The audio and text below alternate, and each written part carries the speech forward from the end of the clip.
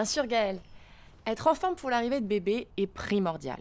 Dis-toi que tu n'es pas Wonder Mama et qu'il est important de bien se reposer le dernier mois afin d'être prête pour l'arrivée de bébé. Alors, laisse de côté tes petits soucis, fais le ménage autour de toi, enferme-toi dans une bulle et ne pense qu'à toi et ton bébé, car à tout moment, il peut arriver. Ta valise de maternité doit être prête, la chambre de bébé aussi. Tout a été prévu pour le retour de ton bébé.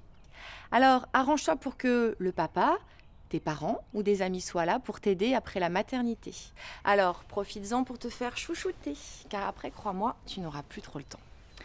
C'est le moment d'aller chez le coiffeur pour refaire ta coupe, chez la pédicure, car ton ventre est tellement gros que tu ne peux plus le faire toi-même. La visite du 9e mois chez ton gynéco ou ta sage-femme permettra de vérifier la dilatation de ton col et de déterminer plus précisément ta date d'accouchement.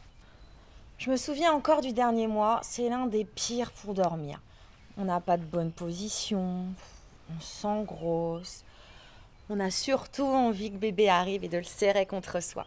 Les contractions arrivent souvent le soir. Elles ne sont pas douloureuses et ne sont pas régulières. C'est un phénomène tout à fait normal. Apprends à bien respirer et à te décontracter quand tu as ces petites contractions. C'est un réflexe que tu devras avoir lors de ton accouchement. Autorise-toi aussi quelques granules d'homéopathie ou alors des tisanes qui t'aideront à trouver le sommeil. Essaie de faire des micro-siestes pour récupérer, mais ne reste pas allongé toute la journée. Avant de te coucher, ne regarde pas trop de films un peu violents, surtout si tu es émotive. Il se peut que ton bébé descende vers ton bassin pour se rapprocher de la sortie, et ça te permet de mieux respirer. Le dernier mois, tes seins sont aussi un peu plus gonflés et ont tendance à te chatouiller, alors masse-les doucement pour les soulager.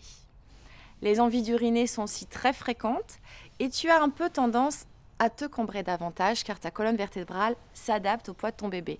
Alors, essaie de faire des étirements ou alors du yoga pour te soulager. Ne grignote pas trop non plus car au dernier mois, on a tendance à prendre plus de poids. Allez, sors de chez toi, pratique la marche, bouge pour ne pas rester enfermé à manger. Et surtout, Gaëlle, profites-en pour faire de belles photos de ton ventre bien rond. Quand tu les regarderas plus tard, crois-moi, ça te rendra nostalgique. Allez, patience, bébé est bientôt là. Je t'embrasse.